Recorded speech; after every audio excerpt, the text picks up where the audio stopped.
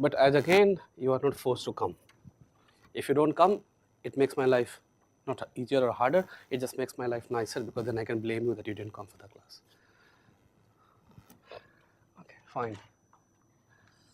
Okay, so what we are going to do today, first, let's look at the formal proof of what we were trying to prove last time, what I call epsilon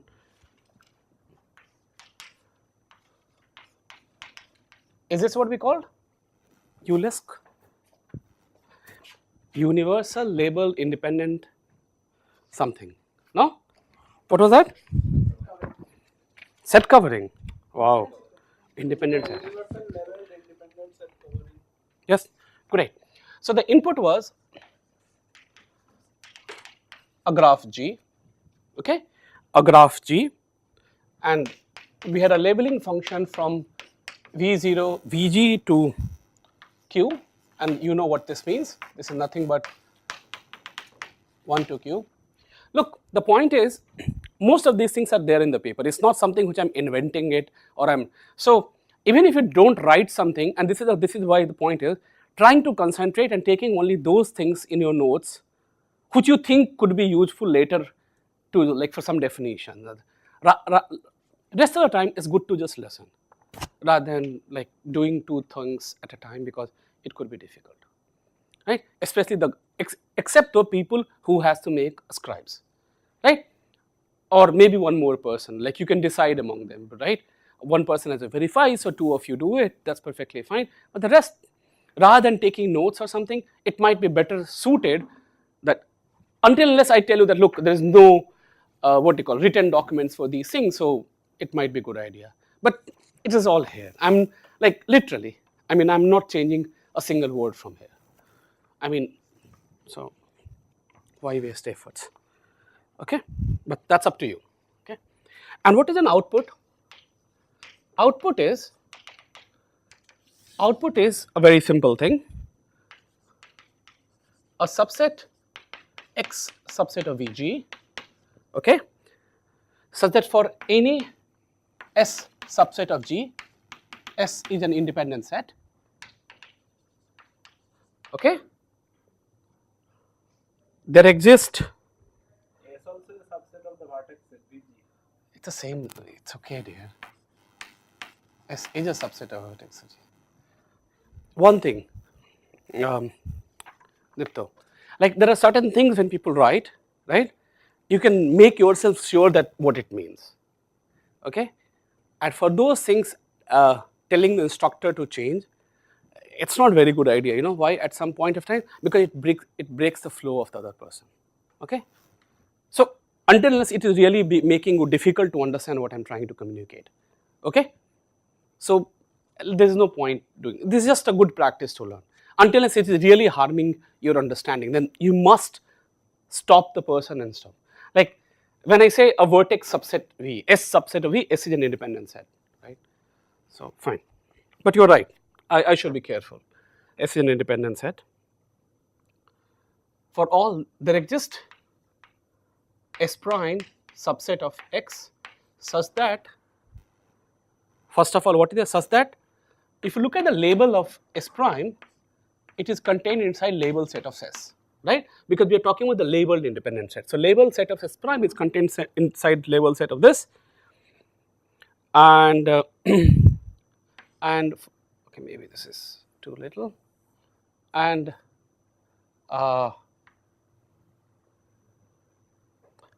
S prime is an independent set in graph induced on X.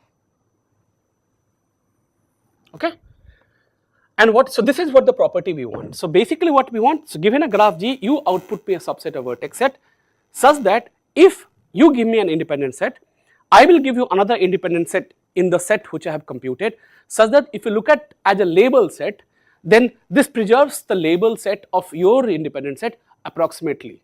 And what I mean by approximately, in the sense that it contains all of them, like every label is this, but what can happen that the number of labels which is used on S prime may not be equal to the number of labels used on S, right? So this is where we will use the fact that we have epsilon to quantify over. So what we say, furthermore, label set of S prime, cardinality of label set of S prime is not 2 less than the cardinality of label set of S. Okay. So this is what it quantifies when I say that the number of labels used on S prime is only epsilon fraction less than the label set used on the S, and that's it, right. So this is what we are trying to say. Okay. So this is what it quantifies, and the theorem which we were trying to prove last time and which we try to prove, or okay, or the lemma or theorem, what we showed is the following. Let G be an interval graph, or we gave an outline for this. What it was? An interval graph. Let G be an interval graph.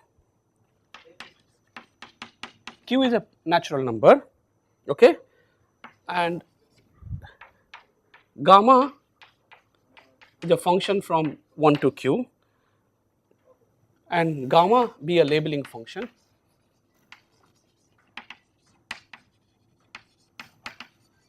Labeling function.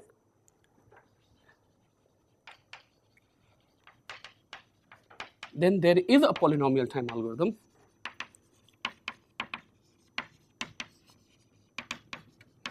Then there is a polynomial time algorithm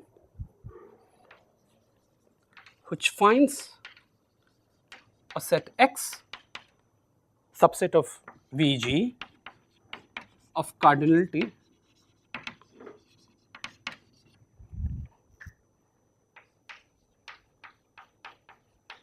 chi z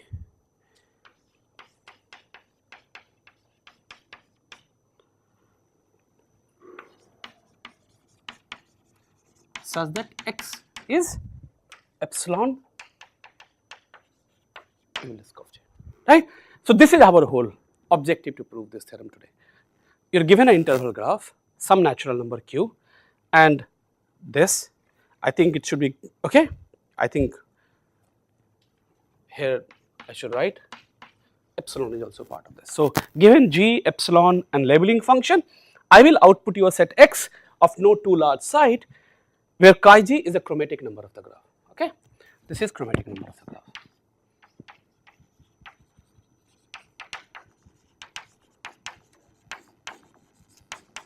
Okay, so if these are the kind of theorems which we want to prove, then we first, the first step was, if you recall correctly, the first step was given tau, define another coloring function delta, right? Given tau, define another coloring function delta such that, what is the property of this? That number of labels used is not too much, right? I will quantify everything in a minute. Number of labels used is not too much, okay, and number of labels used is not too much, and the property was the delta inverse of whatever was an independent set,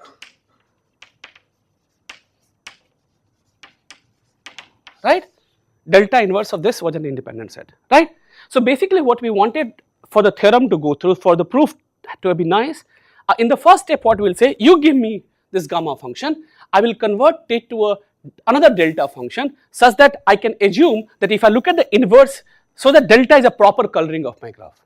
What is the property of delta? Delta is a proper coloring of my graph, and any property which I was seeking before I can seek now, right. So like, so for example, so it's a transformation where when I return something back to you as a set X, like this transformation should preserve my labeling in some sense, right, because after all you are going to give me a set S and you are asking me, please give me another set in your X which preserves label with respect to this, not with respect to my another labeling function. So I have to define my delta in an appropriate way, and that was the whole goal, that was the first step, right, in our last intuitive picture which we saw last time.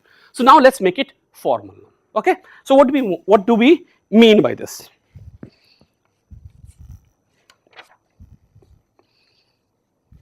Okay, so I am going to define this formally, and then we are going to prove the properties of whatever it is.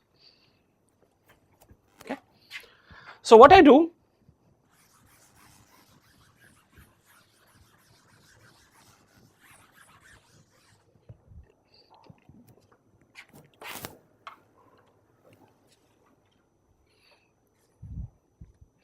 so now I have one function Vg2 q, okay, Vg2 q, okay. Now this is a generic thing, it does not have to depend on the graph which input, so this is a very something which happens, okay. Now what is, okay, okay, and kappa, let's say, yeah, kappa is my another vertex set to G to chromatic number of graph. So this is a proper coloring of G. What is this?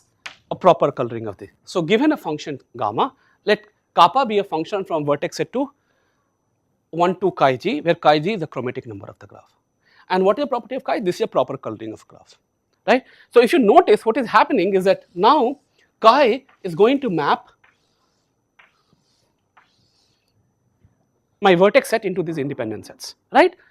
1, 2 and chi J, right? What is the property? But it's a coloring. So this is an independent set, this is an independent set, this is an independent set.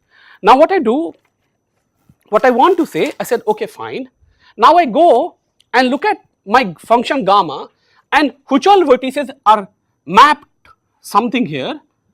I'm going to call it, I'm going to double label it. Suppose it has, suppose tau, now if I look at tau and look at its image on 1, it partitions the independent set into several parts, right? If I look at my labeling gamma and look at its restriction to the first color class, right? It will partition, oh, these are the vertices which have been colored 1, 2, 3 and these are the vertices which have been colored q.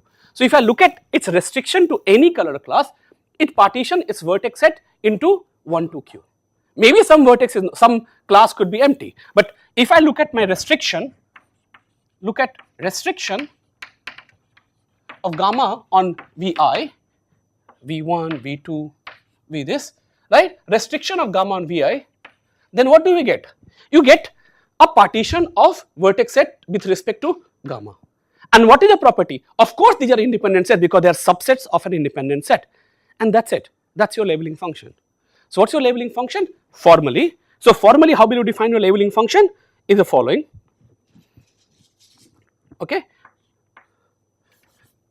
delta is from vertex set G2, what I'm going to do, okay, it's going to be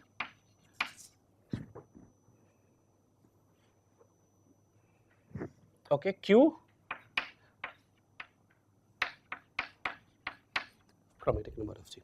What is this? So delta of V is tuple. What is a tuple? On the first I map the first chi, okay, delta V, and the second what is kappa of V, that's it. This is what I do, right? This is my labeling function. How many colors I have used? Q times chromatic number, right? This is what I have used. So now with respect to delta, so now I will use delta as my labeling function, right? So what is a labeling function? These are tuple, these are numbers, right? Like I could have written 1, 2, 3, 4, but it is much better to write it this way because then you know what it is trying to visualize, right? So basically I'm taking the each partition of the vertex sets and labeling them with respect to this tuple, right? And now if you look at any tuple here and look at its inverse image, by our choice it's an independent set, right? Because you look at some I comma j, what is the delta inverse of I comma j? Well, I comma j, what it means? Those vertices, like it is those vertices of Vj which has been colored I by gamma, right? By gamma, right? It means vertex set j was an independent set and I am calling those vertices which was in this set from this. You look very confused, Pratik. Is it okay? Okay, fine. Okay. So now we have to show certain amount of correspondence between whatever we achieved and what we have increased something, okay, but increase is not too much. It is like whatever labeling you give and I have increased. So what is the label size? Initially it was q, now my label size is q times chromatic number, right? This is the new set of labels, right? The size of the label set is q times chromatic number of my graph, okay? But let me prove a correspondence, right? Otherwise what's the point? Now I want to forget delta and want to work with my delta, my function, I want to forget gamma and assume without loss of generality that delta is good enough for me, if that is the kind of bound we are looking for, okay, fine, okay. So here's my lemma which I want to prove. Let X be a vertex subset of G or X be subset of Vg, okay. If X is an epsilon U-Lisc for G delta, if you give me an epsilon this, then it is also an epsilon U-Lisc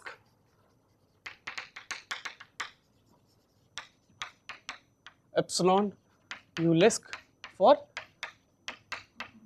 G gamma, right. So if I give you an X, look, vertex set is same, it's just a labeling function is same. So if you give me an epsilon U-Lisc with respect to G delta, then it is also an epsilon U-Lisc with respect to G comma gamma, okay.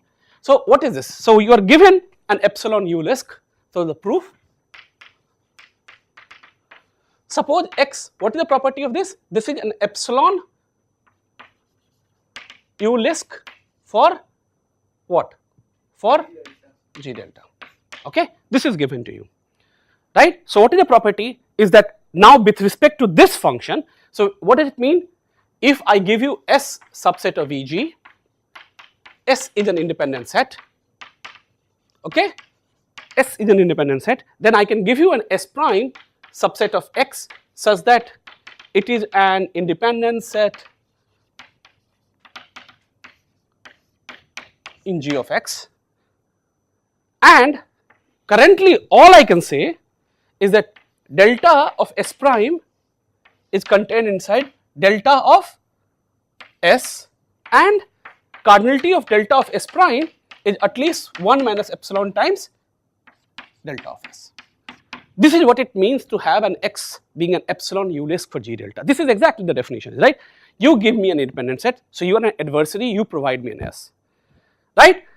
I am an algorithm, I will provide you an S prime, you got this, right? And what is the property? If S was an independent set in G, then S prime will be an independent set in graph induced on X, and the label set will be preserved all but epsilon factor of this, okay. This is now, but what we have to show that if such a epsilon U-Lisc you can construct with delta, then you should be able to do this with respect to this. Fine, let's prove this, let's try to prove why. Okay, so definition is clear. Like, and this X we have, this X is an epsilon U-Lisc for G delta, this is the assumption. yes, let X be, if X is this, then it is this, right?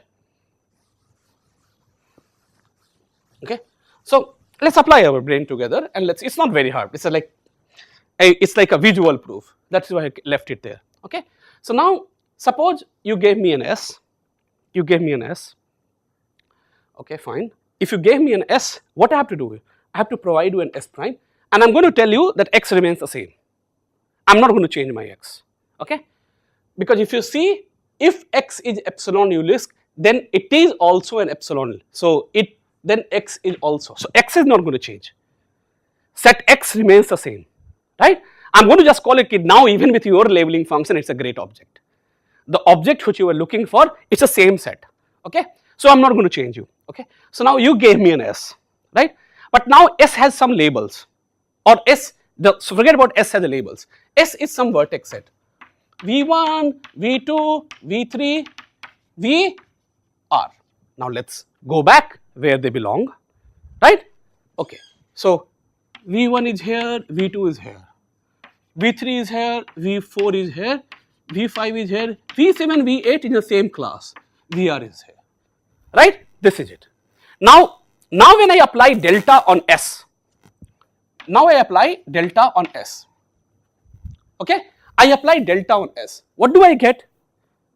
I get some set of labels, right, I get some set of labels, right. What kind of labels I will get? I will get V1, V2, right, whatever I will get as a label set, I will get same as V1, same as V2, right? V3 I will get. So now what I do, I said, okay, you're interested in S. I am not going to prove for your S, but I am going to prove for minimal S. Okay.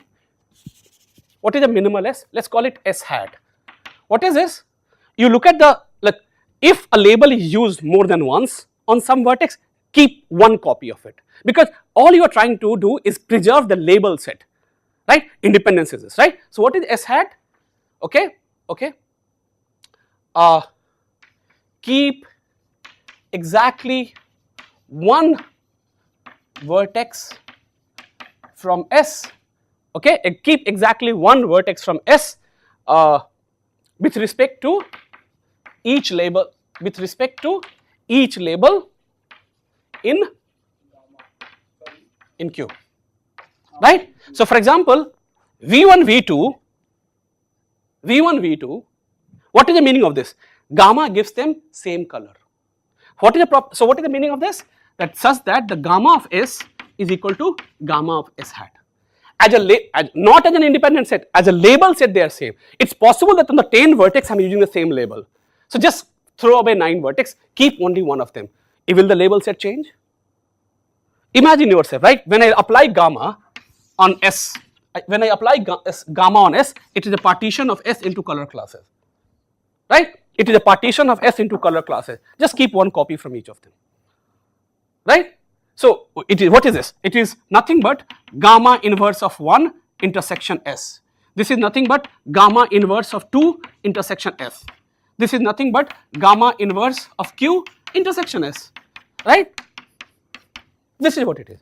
So every labeling partitions. What is S hat is basically just keep one copy from each. That's all that I'm doing, nothing more, right? And what is an additional property? Gamma of S is gamma of S hat. Now if I can give you something with respect to S hat, I'm great, because gamma of S hat is same as gamma of S. So that is a labeling function. So it's like, think of this way, so you gave me S, now I'm doing some operation, I made my S hat by removing redundancy from you, from your S with respect to labeling. These are basically redundancy with respect to labeling. With respect to gamma. Yeah, because now we are always talking with respect to gamma. X is given with respect to delta, that is what we have to prove, right? But all I want with respect to gamma, right? That this is what happens with respect to gamma. So everything. So you gave me S, which has certain redundancy with respect to gamma.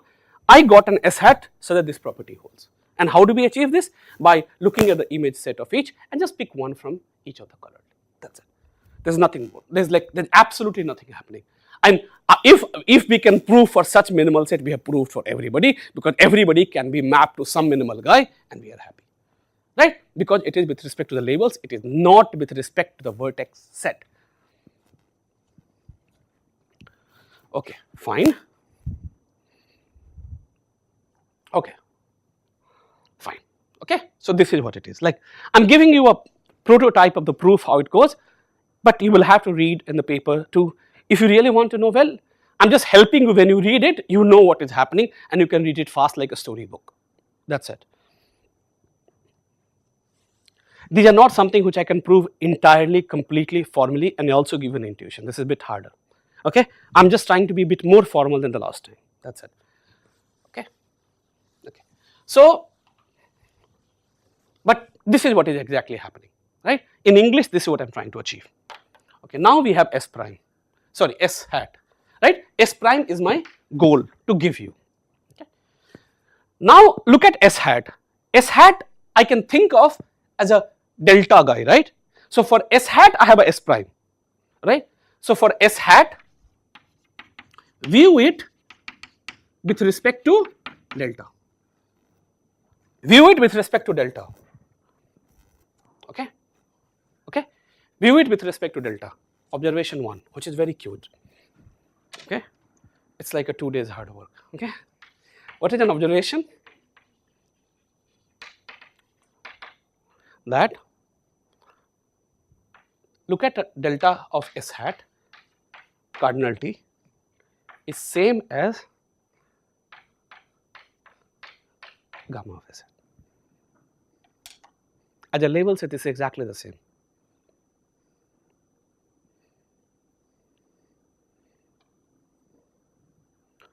what happened? Look, if there were 2 people here, I removed 1. My delta is going to give it a different color, When, in which circumstances can delta map 2 people to the same color? Let's understand that. To map, for him to map it to 2 color, same color, I have to look at the partition here, right? Each partition here, delta maps to the same person, like same labeling, right? How does delta function? Delta, it looks at this partition, it has its own partition.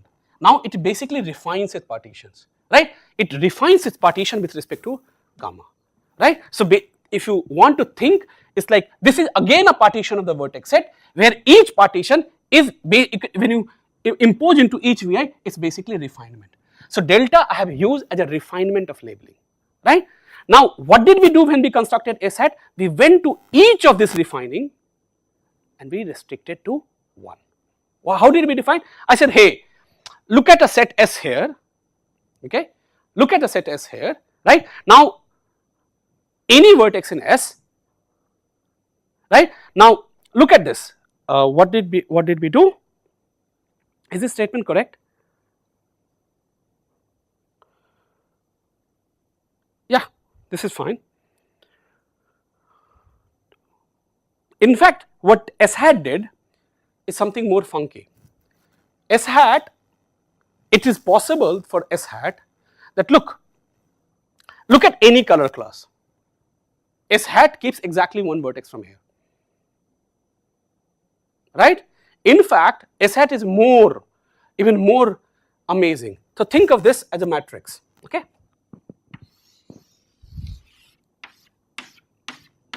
Okay, what does it does? Okay, so what is it? So think of this as a matrix. 1, 2, and this is chromatic number equal to R. And how many rows I have? 1, 2, Q. So I look at my S hat here, look at my S hat and look at, oh, all the people, what is this guy? All the people which has been colored 1, right? Keep all but 1. So in fact, in all row, I am keeping exactly 1. In each, it's possible that all those guys in that could come in the same column. That could happen. But in fact, what is happening with respect to, in every row, its intersection is exactly 1, because, okay, I look at my S, look at where it is mapped. So some vertices of S could be here, here, here, here, here. What did I say? Oh, all these guys are getting the same level, delete all but 1 person. I don't know where you deleted. It may be that you deleted everywhere else and left 1 here. With respect to the second color, you did exactly here, maybe, right? So, but what does the delta does? Delta has no objective, right? Delta, when mapped, so what is your delta is? Delta is nothing but index of this matrix. What is your delta coloring? Is nothing but the index of this matrix. Ith row, jth column, right? This is exactly what it is. Delta is nothing but an index in this row, right? Which is like, okay, fine. Look at your ith row, right? So, what is gamma v? Look at the ith row, right? Look at the ith row. This is like, okay, what is gamma v? Is like gamma v ranges from 1 to q. Gamma v can range from 1 to q. So I don't know what it is. So it is like a somewhere in some column it is, some row it is. Now what is kappa v? It is some number which is like some column. So it's basically your delta is nothing but indexing into this matrix. So every vertex has some I and some j and you go and put them there. That's what it is happening. Now, so what happens? Now look at any label. Look at any label with respect to S hat. It is unique with respect to gamma. So like one vertex. Now one vertex appears just 1, right? So it has been colored 1. So look at the left coordinate, right? Left coordinate is 1. If left coordinate is 1, there is only one vertex with the left coordinate, right? In S hat, first coordinate is fixed, right? For every between 1 to q, I have only one of them, exactly one of them, right? And distinct, automatically implies that if my left hand is distinct, right hand, I don't know where it goes, but it is exactly equal to the same. So you prove this. Say something even stronger. This is also exactly equal to cardinality of S hat. Cardinality of? Yes, yes, it is exactly equal to cardinality of S hat. It is true. We will use it also sometime. This is exactly what it is. Yes, you're right. Like the set and this, everything is same. Fine. Okay. Okay. Now if you notice the beauty of this, whenever I look at the first coordinate, what do I get? I get a label function with respect to gamma. So by looking at tuple, I know what gamma has given you coloring. Okay. Okay. Now fine. Okay. So now let's look at, so now I have this S hat with this beautiful property. Now S hat with respect to gamma has this property. It means there exists S prime such that gamma of S prime is contained in, sorry, delta of S prime is contained inside delta of S hat, and cardinality of S prime is greater than or equal to 1 minus epsilon times, right? This is it. Okay. So I say to you, don't worry, same S works, same S prime works. Okay, how? Fine. Because look at your S, look at your S hat. What kind of coloring it is? It is 1 comma some star, right? Maybe 2 comma some star, I don't care, right? But 1 is not repeating anymore, right? Maybe 3 is not there. It is 4 comma star. Maybe 5 6 is not missing. It is 7 comma star, blah blah blah, say Q comma star. I do not care about this, but they all are distinct, right? So you said equal to S hat, right? What is this? So this is this and this, everybody is equal. Number of labels used plus the size of the set, whether it is with respect to delta, sorry, with respect to gamma or delta, the cardinality of label set is exactly equal to the cardinality of S set, right? Fine. Now when I apply delta on S prime, sorry, I will get something in delta of S hat, right? So what it will be? If it is a delta of S hat, what it means? It might give me this color, it might give me this color, it might give me this color, it might give me this color, it might not give me this color. But when I restrict myself, what is this? 1 4 7 9, right, which is exactly of the same size as this, right? So in fact more happens. What is this? Delta of S prime is contained inside this, and in fact the way we have constructed this, S prime is an independent set. We do not know anything about S prime, but I can always assume that if I have an S prime which is an independent set, which is contained with respect to labeling, I also have an S prime, another S double prime, which is minimal with respect to this, right? So I will always work with, so I will always S prime such that S prime is minimal, meaning any label is used at most once. Okay, this is what I mean by minimal. I can assume such as this, because if you did not have, just delete it and nothing would change, because by deleting a vertex from something, independence doesn't change and you are not changing labels anyway, right? So this is something which you have to always remember. Now if this happens, then in fact what is the size of label? Because of this, what is the cardinality of label? I apply your idea again. This is nothing but equal to what? Actually S prime, right? Now look at your gamma, look at your, when you apply delta to these labels, they are labels, right? They are labels. Delta is with respect to the label. I have never changed graph, so G of S prime is an independent set anyway, so there is nothing to worry about it. I only have to say that the number of labels used with respect to gamma is not too less, right? With respect to gamma is not too less. And what is the label with respect to gamma? Is nothing but the first coordinate. And I have, what did I ensure in my coloring? That everything with respect to first coordinate is distinct, right? So what I am saying that, what is this? Look, gamma in inverse, that's a label, yeah, no, gamma of S prime, this is a label which we are interested in, is same as, look at the delta of S prime and project it to the first coordinate. This is what it is, okay. This is by definition, there is nothing wrong in it. This is exactly how I have defined. If you look at any labeling, it's tuple, forget the second part, this is. But when I forget, what could happen that you were different because on the first coordinate you were same, but in the second coordinate you were different. But what did I make choice? But by my construction, I am different at the first. I might well be different with respect to the second coordinate, but I am definitely different with respect to the first coordinate. So what does this imply? This is equal to, so now this is a sum set.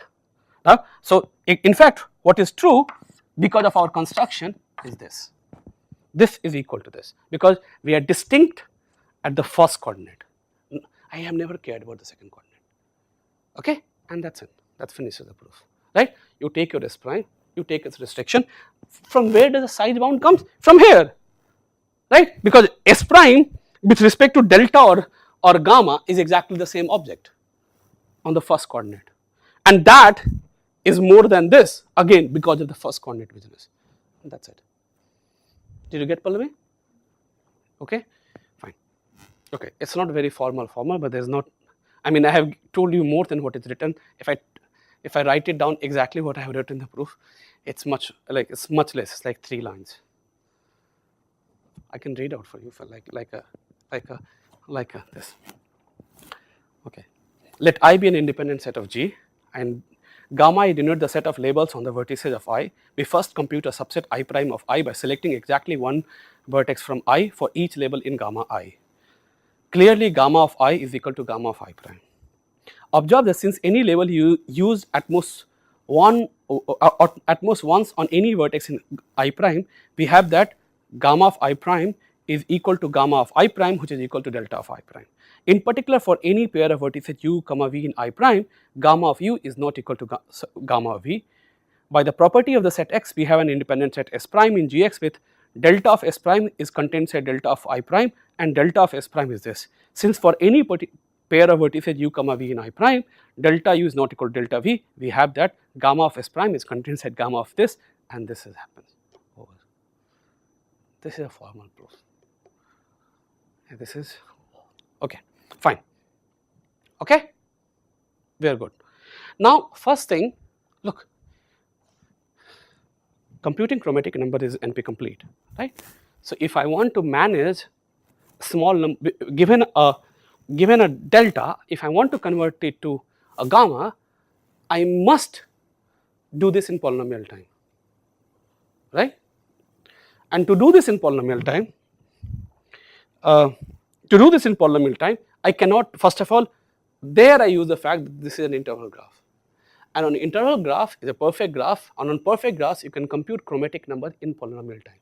Interval graph is much more easier. It's like if you have done a greedy algorithm, right, about the following is that you have a classrooms and they have set of intervals, okay, but you have unbounded number of classrooms, and there are subjects or lectures and which are the duration, right, and what you want to do is to find the mapping from lectures to the classes so that the number of classrooms are minimized is nothing but a coloring on the independent graph, because you think of this real line, each independent set is an interval, right, and each class, since you cannot assign 2 lectures which are overlapping to the same class, every lecture hall where in every lecture hall each of the classes are form an independent set, like it forms an independent set, and you are minimizing the number of classes, so you are minimizing the number of colors, and this is nothing but a famous greedy algorithm which all of you should be knowing from this. So okay, I am not going to teach you that, at least for now. Okay, so you can do it in polynomial time. Okay, do not expect me to teach something which should have it taught in undergrads. Okay, fine. So we are happy with the first step, and if we have an interval graph, we can compute this in polynomial time, and that's it. Okay. What was the second step of our algorithm was? The second step of our, so I'm going to rub this. Okay. So now, from now onwards, we are always going to assume that what is given to us is a delta, or we are given a gamma, and but it's independent set. Okay.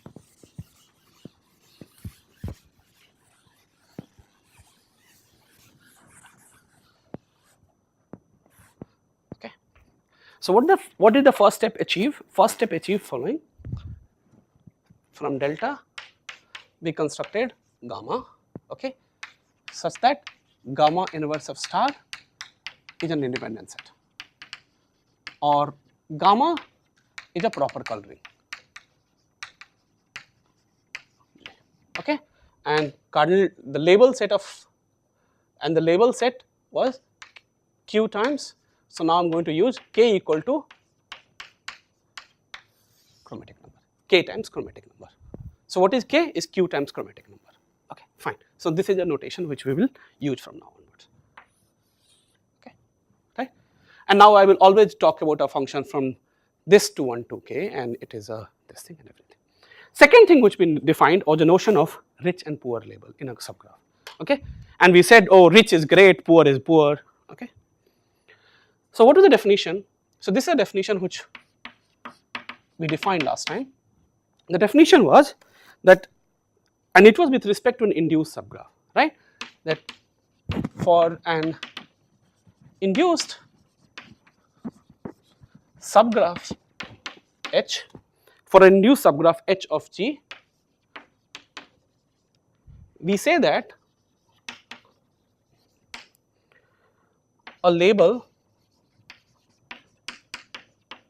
L in K is rich in H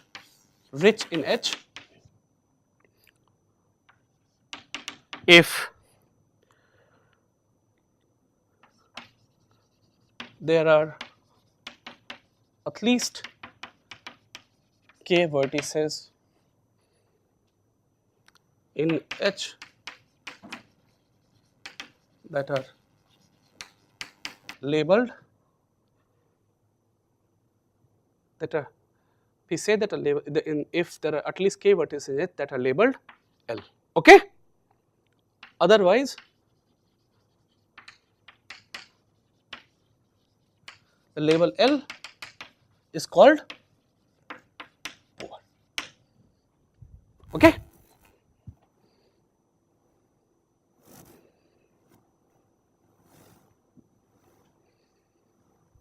Okay. Okay. Okay. And we also define the notion of realizability. If you recall, what was the realizability or realization? Realization or realizability, realizability. What is this? So basically, what it means that if you're given a Z subset of K, it is called, is realizable if there exists S subset of Vg, okay, and if I will say it is realizable in H, then S subset of Vh, right? If there is S subset of Vg such that S is an independent set and equal to Z, right? The label set is exactly equal. Then I am going to call this, it's a realizable set, right? I can find an independent set such that if I look at its label set, it is exactly equal to Z. I mean, yes. And if you have an independent set which is the mode job, delete all other vertices which has been labeled. I mean, this is right. Okay, fine.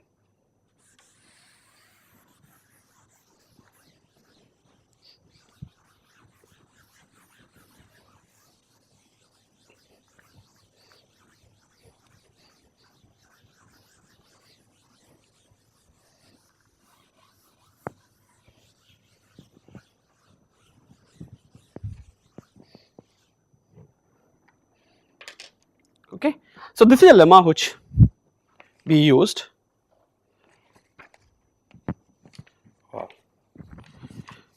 Which we said, and what we said, that if you have an H, then every label set is realized. Every rich label set is real. Look at the set of labels which are rich. That set is realizable in any interval graph, right? In polynomial time, I can find you an independent set which, first of all, that's not clear why it should be realizable. A set of rich labels should be realizable, but not only it is realizable, in interval graph we can give you such realizable set S, or yeah, right. So more precisely, what is this? Let H be an induced subgraph of G, delta be a labeling function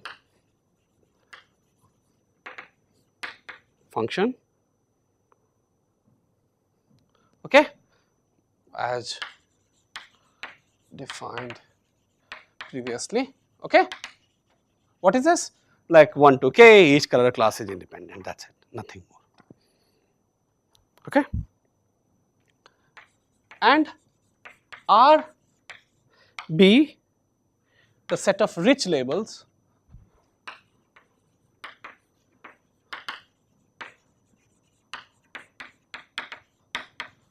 in H, then R is realizable in H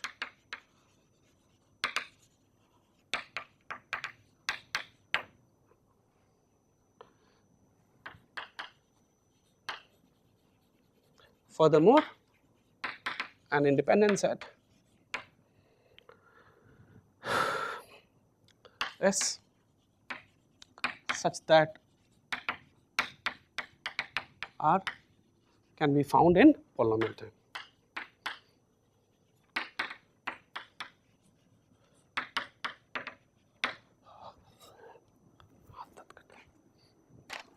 Okay.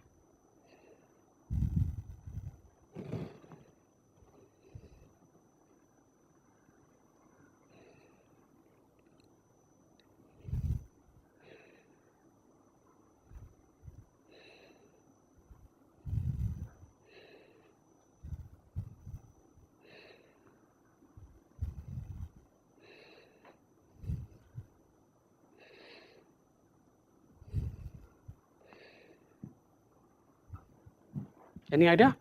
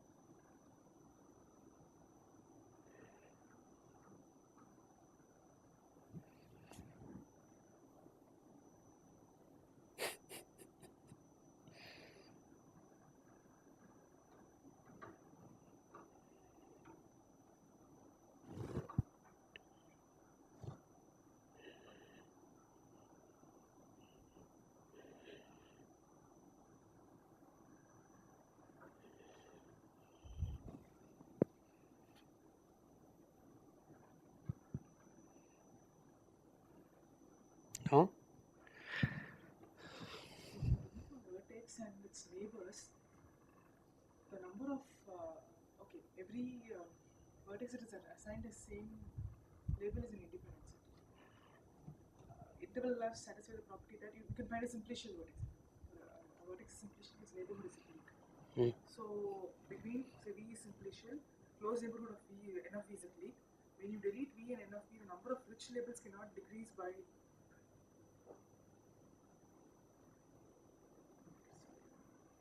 No, it's okay. No, it's along the correct lines. Miss Jain, any observation? Miss Krishnan? Jay bol gaya. Yeah, Jay. Biru. Biru? Any idea? No? Jay has no idea. Biru has no idea. Basanti?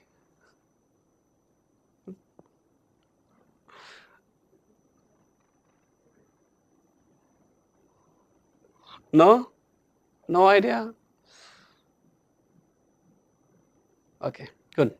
It's not very hard if you think through it. Like once the statement is written, it's not very hard.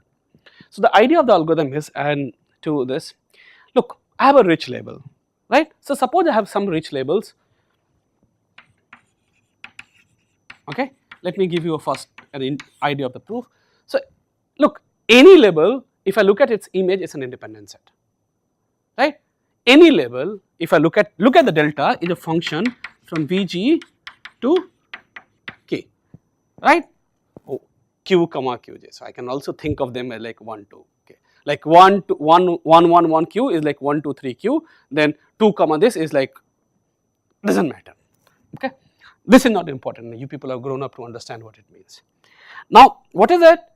We know that delta inverse of anything is an independent set, and that is a property we had, right? Now you want to choose an interval for a rich guy, so that what is it? If I choose an interval, I'm trying to build an independent set, right? So if I decide to pick a vertex into my set, I cannot pick its neighbor. That's completely correct. So for some label, I should pick an interval, right? So what is my goal? So suppose rich labels are V1, V2, V3, V100, for example, right? These are my rich labels or rich, right? No, so let's call them labels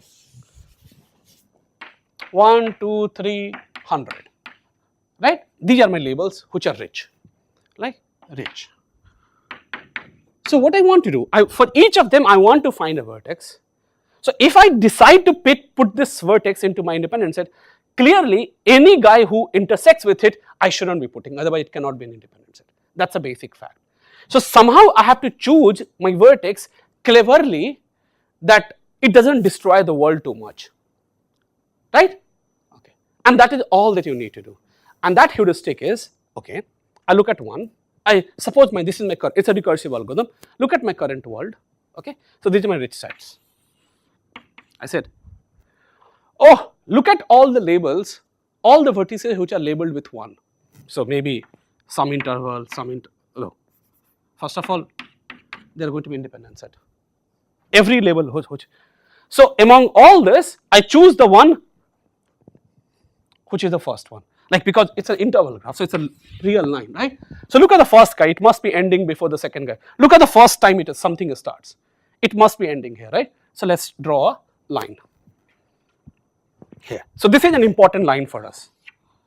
Okay, so this interval, if at all I should be considering interval, let's consider those which are the first with respect to everybody. So this is with respect to 1. Okay, let's look at 2. 2 also, when I look at its intervals, it's, I don't know where it is, it could be here. So they are intervals, right? It could be here, it could be here, it could be here, it could be here, it could be here. Fine, no point. At this point, I draw a line here. Okay. Third guy comes, he's here, he's here, he's here, he's here, he's here, he's here. Oh, he forces us to draw a line. I keep doing this. Okay. What happens if I pick the one for which the line is the first one? Or basically, among all the labels, which is realized, pick the label for which its interval has the first right endpoint. Like for example, this below. Okay, this is it has the least right endpoint. Okay, what is the property? Now let's zoom into this. My claim is, look at this. This is this thing. My claim is no two rich label can intersect this. What happens? How can you intersect two rich labels can intersect? It means one guy could just go forward, but other guy for a particular label, right? Other guy must be coming before, no? Then it's a contradiction to the fact that this guy ends least with respect to this, right? So this is a great candidate for us to choose, right? Among all the rich label, pick the one for which there is a vertex whose right endpoint is least. Or in other words, what you do for each rich label which is remaining in your bucket, for each of them, pick the interval which endpoint ends first. Forget about everybody else. And among them also, don't pick anybody. Pick the one whose interval ends first, which right endpoint is the first among everybody's right endpoint. Or so, what is this guy's right endpoint is this. This guy's right endpoint is this. This guy's right endpoint is this. So right. Just choose the one with the minimum right endpoint. Right? Among all the intervals of the rich label, pick the one, and that's a great choice. Because now when you recursively try to do, what will you say? Well, look, I will say, what was the rich label I will say that I will try to prove inductively that, what is the definition of rich label I will define? I will say, hey, number of times it is used is greater or equal to the number of rich labels. If that is what, because look, currently I have defined K is my labels and rich defines K. So this is what I will define, but by this process, if it in the beginning it was K, in the worst case I have decreased the rich label by 1 and maybe I have decreased it's one of the intervals. That's it.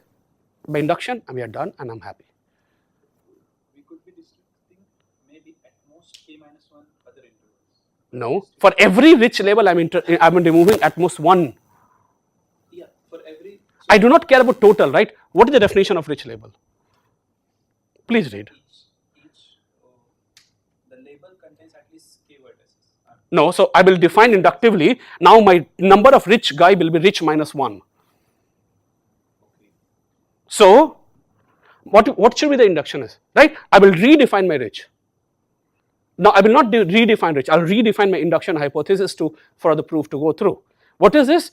If a vertex appears more than cardinality of rich times whatever the new rich is, then I can do this, right? So in the beginning it was 100, now it has become 99.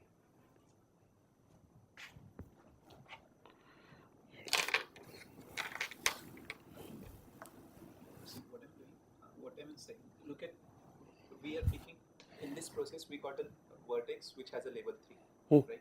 Now, if not for this process, I could have picked this vertex and it could have destroyed all the labels which, all the vertices which has label 2, could have, if not for this process. But since I'm selecting this the rightmost guy, it can only intersect with one label in one vertex which has a label 2. Yeah, another rich label, that's it. Right. Okay. But it can intersect another point which has it can intersect another interval which has a label 1. No, yeah, sure, yes. All I said that for every label, it kills only 1. Exactly. And we have sufficiently Yeah. to start with. Yeah. Yeah, but I have only decreased 1 for each. Okay, so here's an algorithm. I mean, this is algorithm proof everything actually, if you understand this. Okay, but anyway, let's do it. What is this? So, what is an algorithm? Algorithm,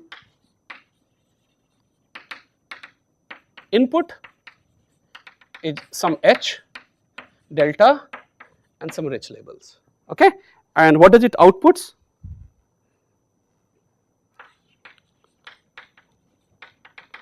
A realizable set in H. That's its job. So it takes input this and this. And what is the algorithm does? What is the base case? What it does? What should it do if R is equal to 1? Is there a vertex? If there exists a vertex W such that delta of W equal to delta of W is contained inside rich, return W. That's it. This is it. If not, return empty set. Fine. Right? Okay. Now what is my non-base case? Okay.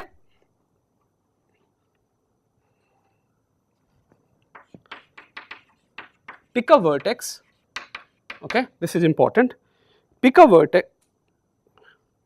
Okay. Now, since I am talking with respect to interval, I am on purpose. Pick a vertex IU. Okay.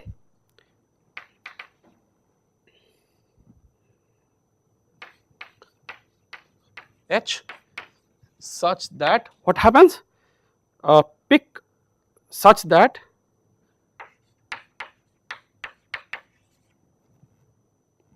if you look at the delta function, U has IU is the interval representing U.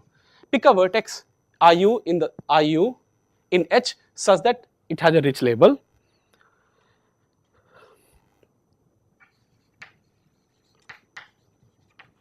And the value of the right endpoint of H, right endpoint of, and the value of the right endpoint of the interval IU is minimum. Okay, this is important, is minimum among all the vertices that are labeled with rich, all the vertices that are labeled from R. Okay, and that's it, labeled from R in H. So basically you look at your graph H, look at all the vertices which have been labeled rich, among all those take the one with the minimum label, minimum right endpoint, that's it. The most simplest way to understand this process is, what is this? You look at all the intervals which are labeled rich, and among them just pick the one which has the first, like what you call minimum right endpoint, like minimum from left. That's it. That's your process, and this is it. Now what we do, once we have found this IR, it's a recursive algorithm, right? So now I will ask. So I want to, now I have decided to pick IU. So if I want to maintain independence, all the vertices which intersect, which are neighbors to it, I must delete it. So what should be the process then? Okay. So the process is, okay, I will say here,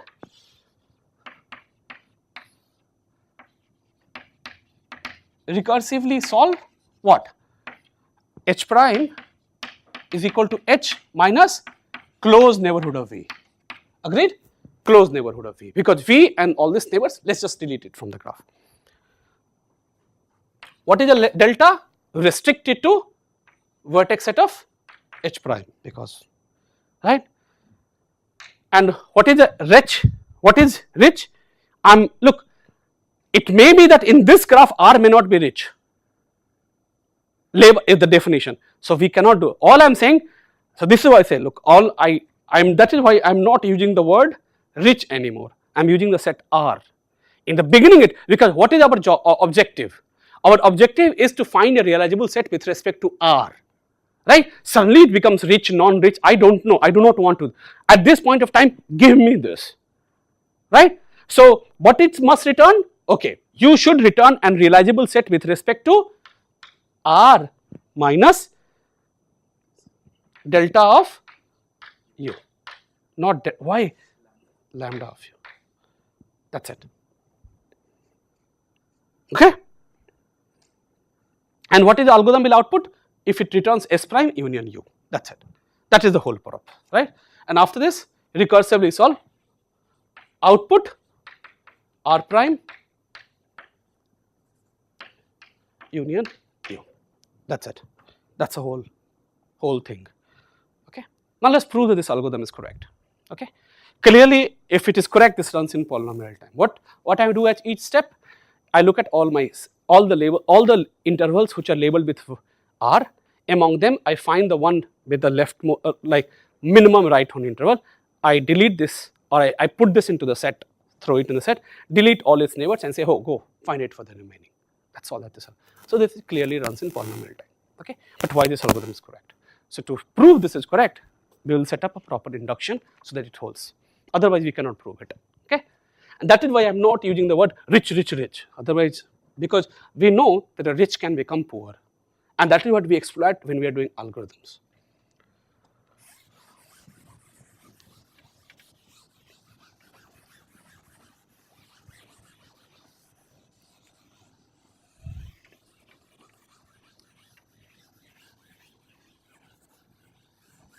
Okay, so what we are going to show, okay, we are going to prove the following statement, okay, using induction on R, cardinality of R, we will prove the following. What, using induction on R, what are the statements we are going to prove? For any induced subgraph H of G, okay, and R subset of K, okay, such that for any J in R, okay, for any J in R, okay, the number of vertices labeled with J is at least cardinality of R. Okay, this is where it is important. Otherwise, how will we prove inductively? Because now new R set has decreased by 1 because you have removed one label set. Okay.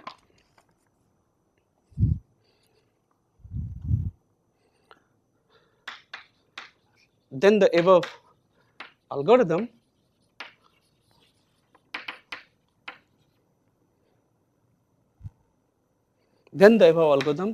on input H gamma R, okay,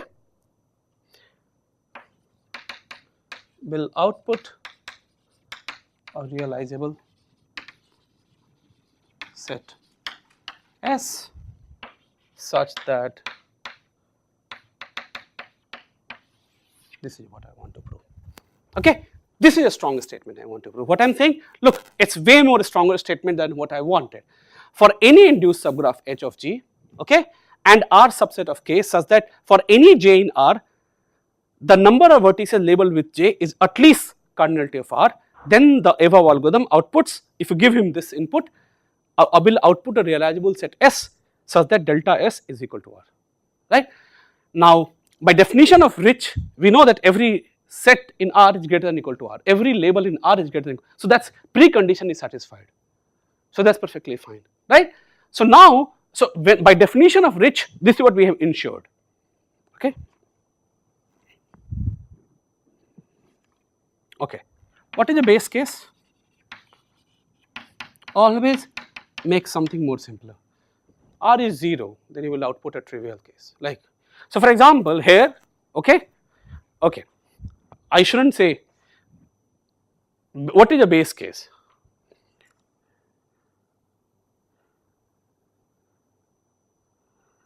Okay, I shouldn't probably say, in the base case, I should not say mod R equal to n. I should just say, if there exists, it just checks.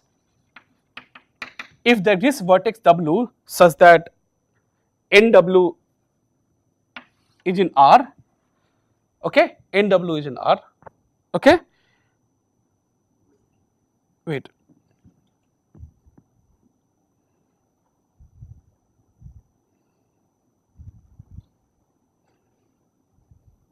Okay, in the base case, it just checks whether there exists a vertex W such that delta W is in R, okay. if not, return empty set, else it goes to the second step, right. If R is non-empty, it goes to the second step, it doesn't, it only, the base case is when it just checks, is there a vertex in my R? Oh, it is not, then it goes to this. This is perfectly fine. If it is, then that's a base case. If R is empty set, it just returns an empty set. That's my base case. I want to make my life easier. How will it change?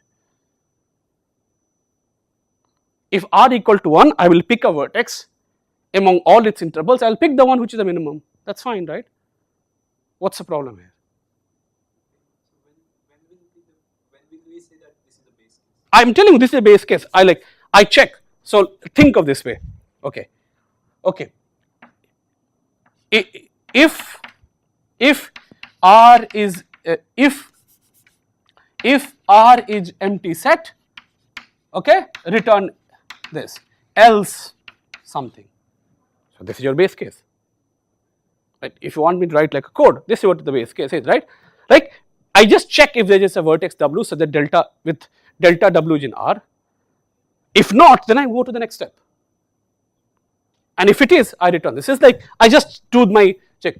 If R is empty, return this, else you proceed. So like what will happen? This loop will continue, and only this statement will be hold when R is empty set. That's it. So what is my base case? When R equal to 0. So just to make life easier, why I want to make life? I notice all of you make base case also non-trivial, and that's actually not required. So just do some empty set or 0 coding. Okay. So now the base case is trivial because there is nothing. What is it returning anyway? It's returning an empty set. So this is completely correct. Okay.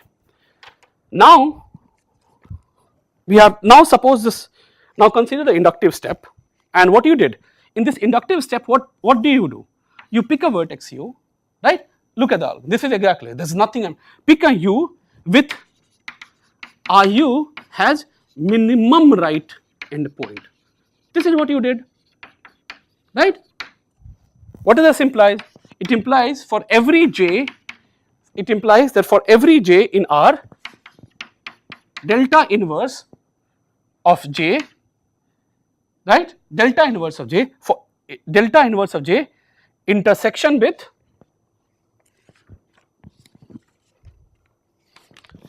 for all, first of all this is independent, right? This is important. You will see where did we use the fact it's an independent set, right? If we did not, then where will the proof will go wrong? Think, delta inverse j is independent, okay? U with this, for all j, we know this is independent, and since U has the minimum right endpoint, we have that number of intervals that intersect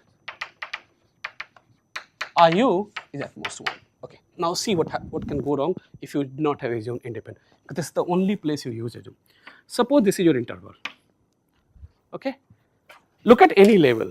Okay. Clearly, if it is not independent, what could happen? Who can stop this from happening? Right? All of this could happen, and there is no contradiction, right? There is nothing. But now they are independent from the same label. I cannot be like this. So the only way it is possible that one of them is pushed. But if one of them is pushed, it is pushed with respect to this, then why didn't I choose this? This is the only place we use independence. Okay?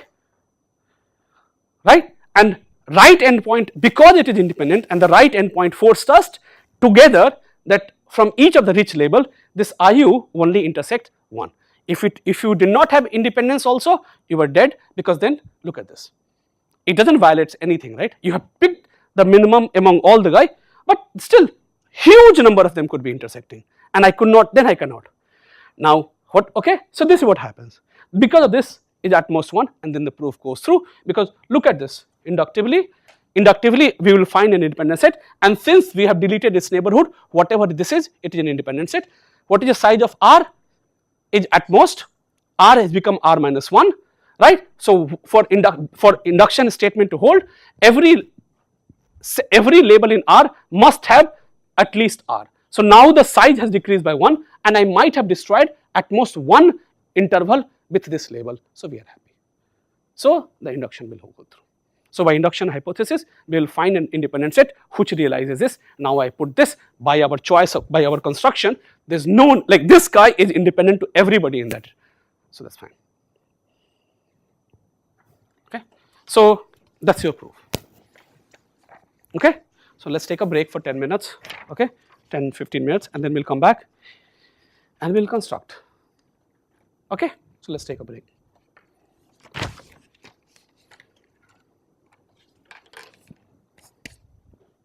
Long way, but look, they are combinatorial objects. You are at least understanding what I am not sure